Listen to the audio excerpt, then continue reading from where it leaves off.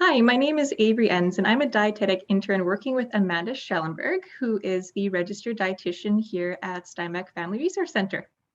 I'm very happy to join you today for this Rock and Rattle time. Rock and Rattle is our group here for parents with babies 0 to 6 months.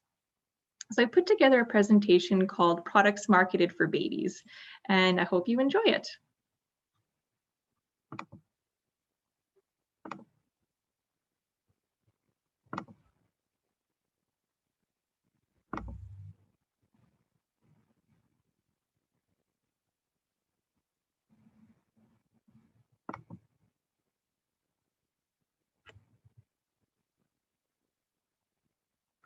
All right, so for today's presentation, first we're going to go into a brief intro and look at why does this topic matter. Next, we will look more in detail at a bunch of the most commonly marketed products for babies. And finally, we will bring it all together for a conclusion.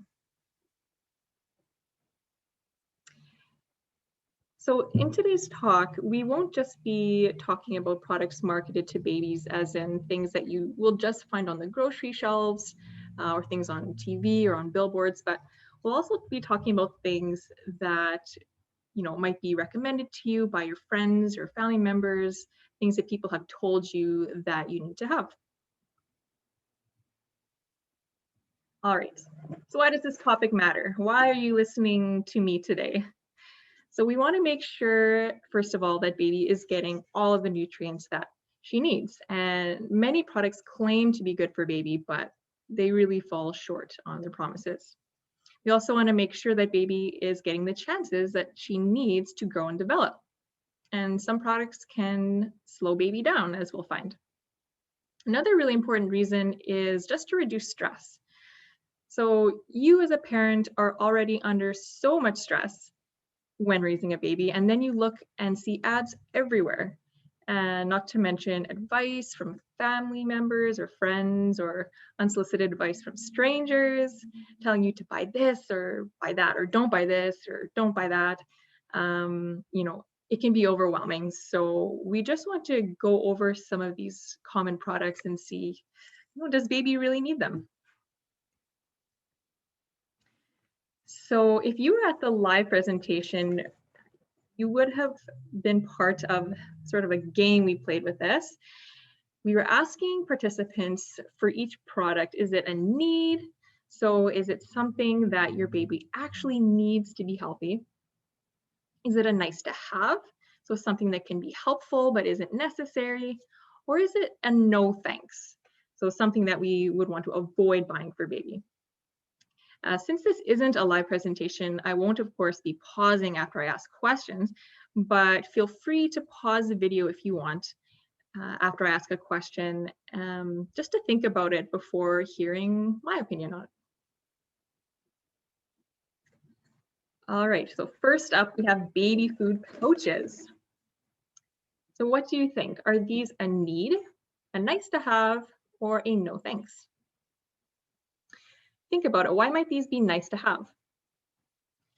Some people find that they have creative flavor profiles. So, you'll see on the screen, we have banana, carrot, mango, coconut, some kind of blueberry, banana, oatmeal, and then a pear, green bean, and mango. So they seem creative, things that may be a bit more difficult to make at home.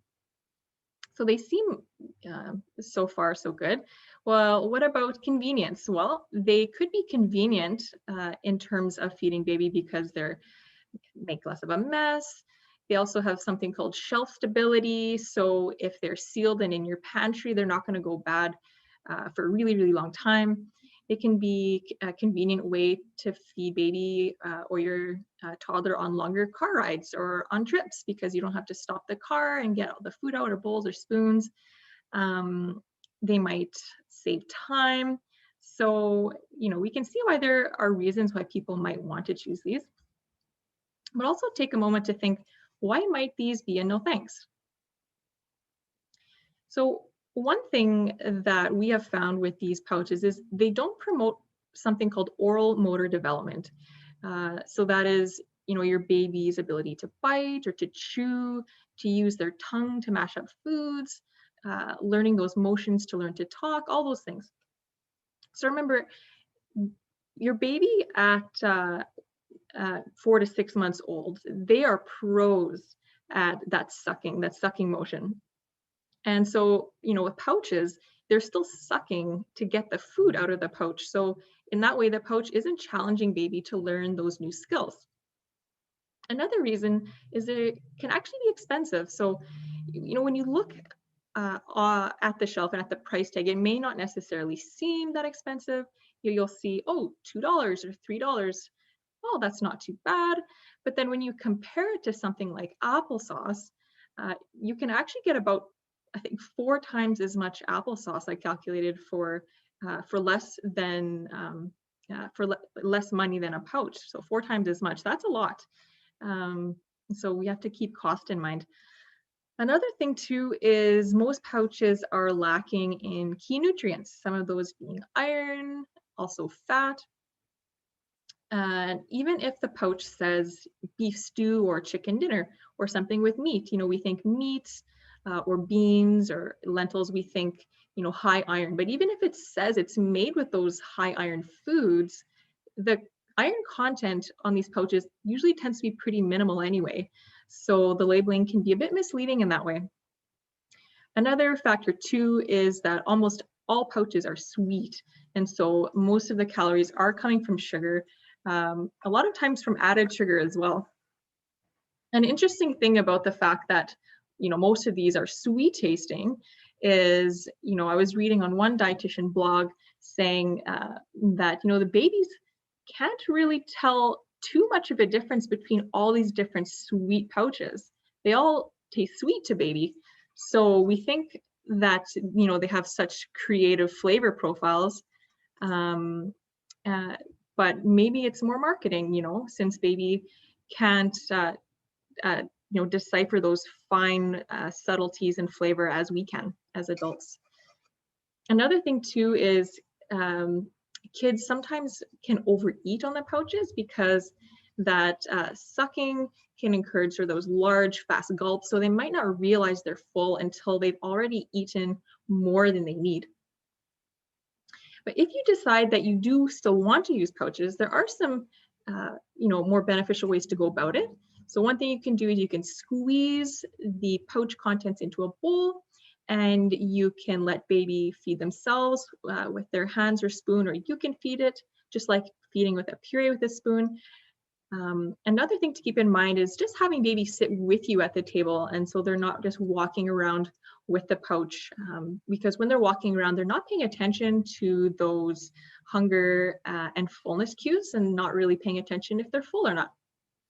And lastly, just remember, pouches, they're okay to have sometimes, but that's the thing, is they're more of a sometimes food and maybe not an all the time food.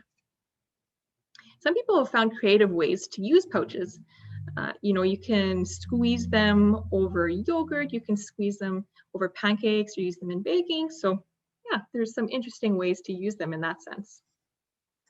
All right, so what about vitamin D drops? Are these a need, a nice to have, or no thanks? So we would consider these a need, absolutely. So these are a need for babies who are either fully or partially breastfed in particular. And that means that even once you start baby on solids and you're still breastfeeding, baby still needs that extra vitamin D. Do you know why? So the answer to that is babies need vitamin D to help them absorb calcium and to build strong bones and to prevent a disease called rickets, which is where the bones get soft and weak. It's recommended that mom continues to breastfeed while feeding those complementary solid foods, but breast milk doesn't have enough vitamin D to meet baby's needs. This doesn't mean there's something wrong with breast milk, not at all. It's just that it doesn't have the complete nutrition profile in terms of having just that vitamin D. Otherwise, breast milk completely meets baby's needs up to about that 6-month mark. So, and just remember, if mom decides not to choose to breastfeed, or if your baby's taking formula, baby doesn't need to supplement with vitamin D because formula is already fortified with it. All right, next we have baby puffs, baby rusks, and biscuits. So a lot of products on the market. Just keep in mind any products that we're showing you here, we're not promoting them. We're not saying that these ones in particular are bad. It's just neutral. It's ones that we found are pretty common, and we're just using them as examples. So some reasons why these can be nice to have, some things that I've heard from some moms is they dissolve easy, and they're safe to eat. They might help to tide baby over before supper. Some moms give them to keep baby occupied while they're cleaning or making food. Babies might like to bite off pieces of the rusks or the arrowroot cookies while they're teething, just to help soothe them while they're having that sore mouth. So there's different reasons why moms might want to give these to babies. But can you think why these might be a no thanks? Well, one reason we found is most of these snack foods, especially the puffs and the rusks, are very low in calories and nutrients. Granted, maybe some parents aren't giving them to baby because they're nutritious, but for another reason, like what we just shared, maybe they're more of a distraction. And because they're so low in calories, and the rusks and puffs are basically like air in that sense, they're really not filling baby's tummy with non-nutritious food. It's really not really giving baby anything. But then on the other hand, if we're thinking about it's not really giving baby anything, just remembering that there are only a certain number of feeding opportunities throughout the day. And so rather than giving these snacks that are low in nutrients, low in calories, these can be opportunities to sneak in some more nutritious foods that will actually help baby grow. So if puffs are an all the time food, baby has fewer chances to discover those new textures and flavors. So I'll give you a moment to think, are there any alternatives to these foods that are also safe, also convenient, and have a bit more nutrition? Can you think of anything? Well, how about beans or lentils? You can easily open up a can of beans or lentils. There's lots of different types of beans, kidney beans, black beans. There's chickpeas or garbanzo beans. If you rinse them and if you take the individual beans and just kind of mash them a little bit with your finger, these can be really good finger foods for baby, especially when they've developed a bit more and they can use their pincer grasp to pick them up. For something that's even more convenient, you can just, something that you can just buy right off the shelf, you can try even plain dry cereals that are fortified with nutrients and that don't have added sugar. So if you think about something like the plain Cheerios, would be a good fast option. Or you can also try boiled plain whole wheat pasta, specifically the fusilli noodles. I know are recommended by some dietitians because that spiral shape, the baby finds it easier to grab onto it. And in terms of giving something to baby to help them with teething, you can use alternate methods besides giving them a rusk. For example, you could fill up a ice cube tray with some formula or some breast milk, and then freeze the cubes. And then once they're frozen, you can pop them out, let them thaw a bit. And if you pop that into one of those mesh feeders, then baby can suck on it and help kind of relieve that sore mouth. So the bottom line is it's absolutely okay to give these to baby sometimes. It's just that there are foods that will give baby more fuel to grow.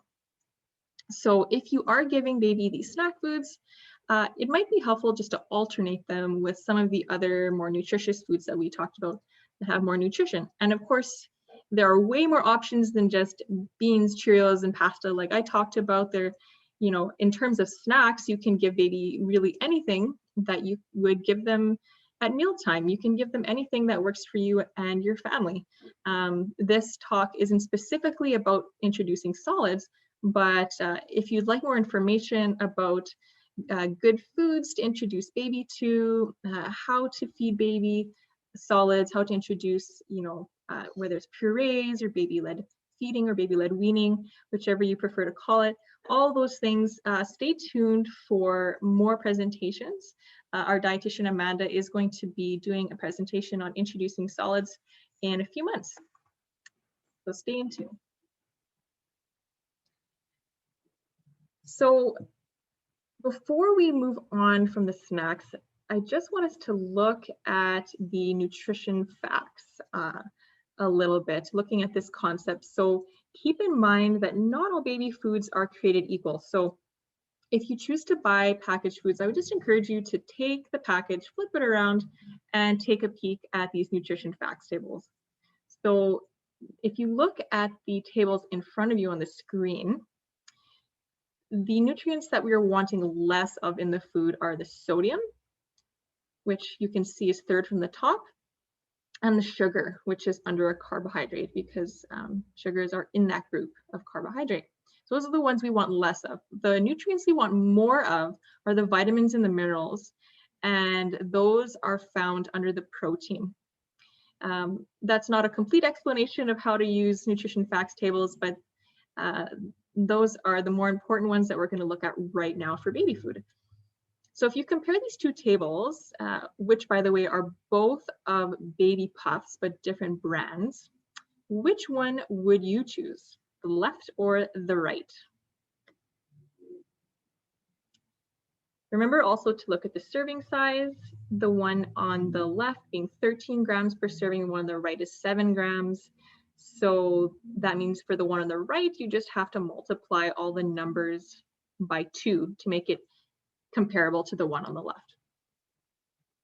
So we would choose the one on the left, regardless of whether you multiply it or not. Actually, when you multiply it, the one on the right becomes less nutritious, so to speak. So first of all, looking at the sodium. So the one on the right has significantly more sodium than the one on the left.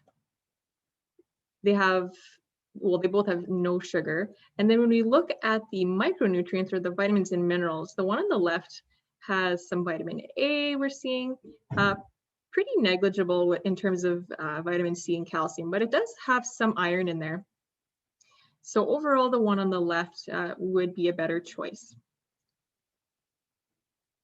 All right, so the next thing marketed for baby, special equipment for making baby food. So do you think these would be a need, a nice to have, or a no thanks? Why might these be nice to have? So some parents would find these to be convenient, especially if you're really passionate about making your own purees, if you really like, let's say, the cookbook that comes with it, or all the little cups for baby, like in terms of carrying the baby food. So they've come up with some neat sort of gadgets, but do we need them?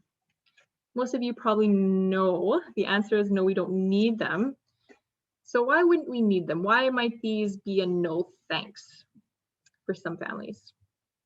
Well, for one thing, they can be expensive. And, when we think about how long baby is actually on purees, or how long they should be on purees before they move on to another texture, it's really only a month.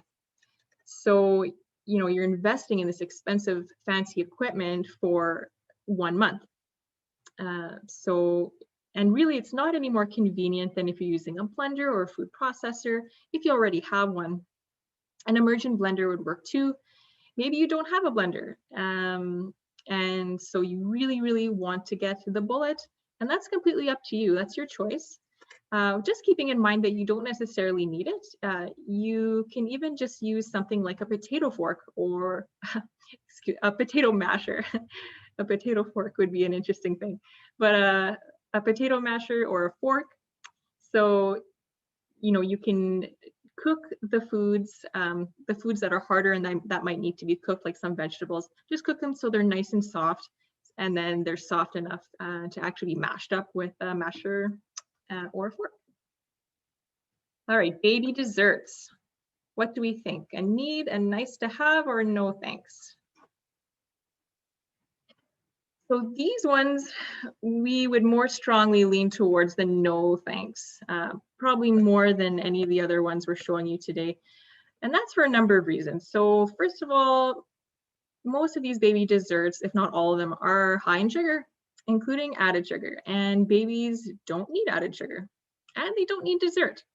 So we think of as adults, we have sometimes that psychological craving, like, oh yeah, like I could really go for a piece of chocolate right now. Like that would be something good for me right now, just to honor that craving. And it's okay to have that dessert once in a while. And as adults, we have a lot more built up experiences, social experiences, culture, family memories, and so these desserts, we look at them differently as adults. Not that we need them nutritionally per se, but as adults, we sort of have that bit of that psychological factor. But babies don't have that. They don't have any sense like, oh, I need a dessert. They just don't have that. They can taste their different tastes. They can taste sweet, sour, bitter. They have those different tastes, their senses on their tongue, and they're enjoying and exploring new foods, but they don't need dessert.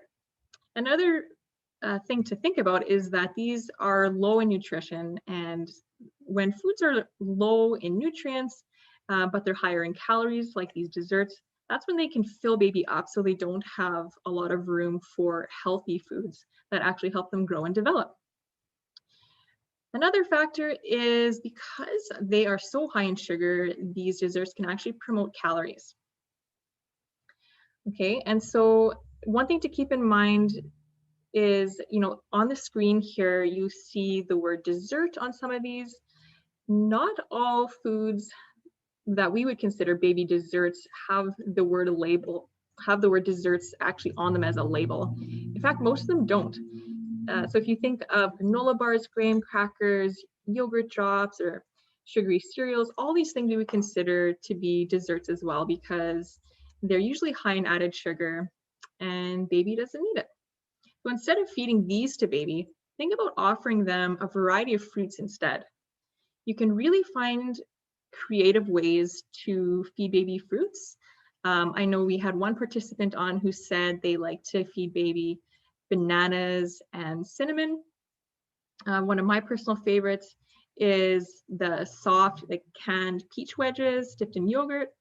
And I'm sure you can think of lots of other ways to give baby those snacks. And if you can't think of ideas, we have some resources at the end that we will share with you where you might be able to find some more ideas. All right, so feeding devices. So there are lots of these. Today, we're specifically going to look at the mesh feeders and silicone feeders. So are these a need, a nice to have, or no thanks? Well, why might these be nice to have? Some things I've heard from parents are that they can help baby hold slimy foods that they, wouldn't necessarily be able to hold onto just because they would slip out of their hand. Another thing that I've heard about the mesh feeders in particular is you can put those frozen, slightly thawed cubes of breast milk or formula, like I was talking about, into the mesh feeders and then offering those to baby that have sore mouths. And some parents also find that these are just less messy, and so they like them for that reason. But why might these be a no thanks? So generally, we don't recommend these to baby in terms of learning how to eat, because babies don't get the full experience of the food. They don't get to pick up the food, so they don't get that chance to learn that pincer grasp. They don't get to touch and hold the food the same way, so they're missing that sensory experience. They don't get to bite it. So they're not really learning about the actual food outside of the mesh. And one dietitian commented that sometimes babies can get used to the texture of food inside the mesh, and so they may not be as willing to eat foods outside of the mesh because they're used to the mesh foods, if that makes sense. So although these can be helpful during teething, then actually be quite helpful, we generally wouldn't recommend them again for teaching baby how to eat. One tip, if you're thinking about how to feed baby those foods that are slimy and slippery. And you can actually take those foods like, avocado or like canned peach slices and rolling them in a bit of infant cereal or ground up flaxseed or ground chia seed, things like that. It can give those foods a bit of a grip. I also had a participant share that there are some type of a device that can cut your food and more of a zigzag on the side and can give baby more of a grip too. So that could be an option. The rolling in the cereal or flaxseed might be a bit cheaper. So, instead of using these devices here, think about letting your baby eat with their hands or just with a spoon. And remember, it's okay for things to get a little bit messy. That's a sign that baby's learning. All right, next we have foods high in iron as baby's first foods. Here we have a fish strip, some pureed beans, some strips of egg or omelet, and some fortified iron cereal. So what do we think? Are these a need, a nice to have, or no thanks?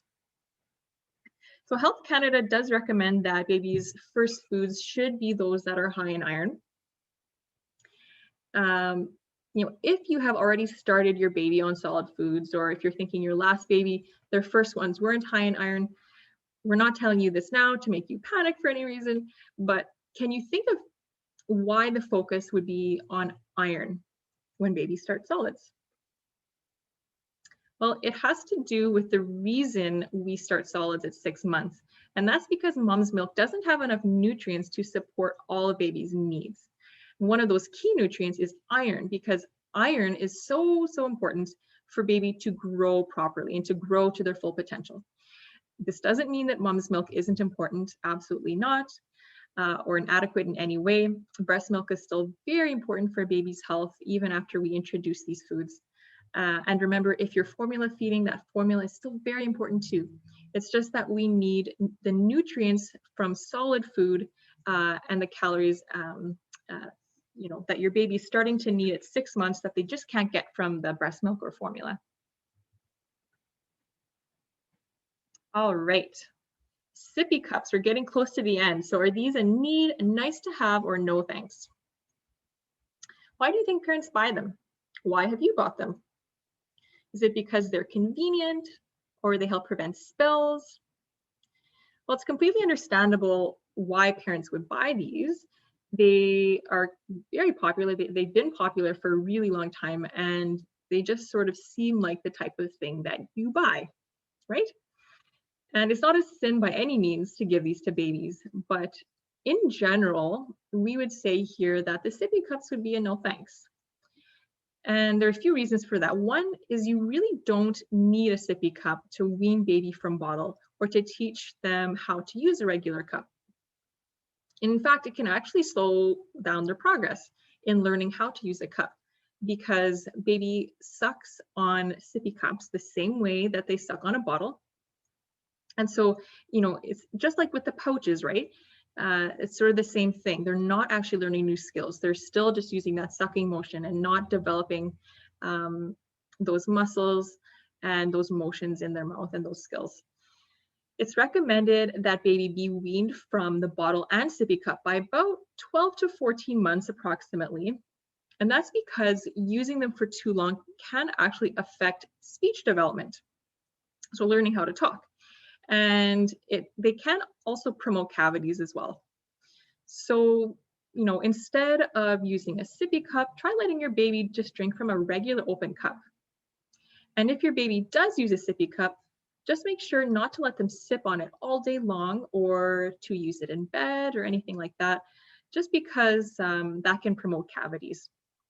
And another thought too is if baby is using sippy cup, just try alternating it with a regular open cup so that they learn to develop those skills.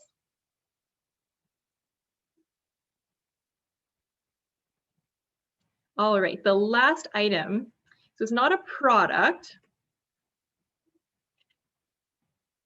but it's you as a parent. So this is a bit of a rhetorical question, of course, but just think for a moment, just humor me. Do babies need their parents to eat well?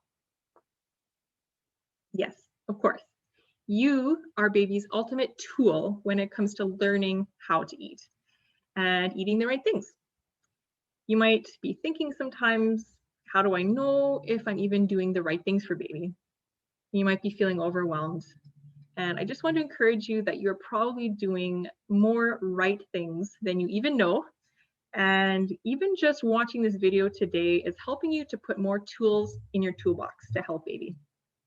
And just remember that how you're feeding baby, that is just being present and in the moment with them, observing them, responding to them, eating with them, modeling those healthy eating behaviors, all of those things, those good eating habits, just being there with them is just as important as what you are feeding baby. And it's more important than any feeding tools or any utensils or any gadgets. So if you have any questions for Amanda, the registered dietitian here, you can call the number here that's on the screen. You can also contact her through the Steinbeck Family Resource Center website and just fill out the contact form there, and that will go straight to her email inbox. Alternatively, you can also send Amanda an email at dietitian@steinbeckfrc.ca. There are also some helpful resources, as I mentioned before. So here are just a sampling of some of our favorite websites. So we have the Ellen Satter Institute. Ellen Satter, she has some really great information about keeping the joy of eating in the family and helping teach kids and their parents, specifically the parents, about the different responsibilities. So who has the responsibility of choosing what to eat, or when, or how, or where, or how much, or if I'm going to eat anything at all. She is really great at sorting that all out just to make the whole eating and mealtime experience a lot easier and to help you raise healthy, competent eaters. We also have the Unlock Food website, which used to be called Eat Right Ontario. That one is a great one, lots of good articles and lots of recipes. We also have Happy Healthy Eaters and Feeding Littles. So these are registered dietitians that work in private practice, and they have lots of good articles on their blogs about how to feed babies, including some helpful articles on starting solids as well. This presentation has been developed and produced by Steinbeck Family Resource Center. The information here is not meant to replace physician advice. So I just want to thank you so much for watching this video today. And if you have any questions, again, please feel free to contact the center. And I hope you have a great day.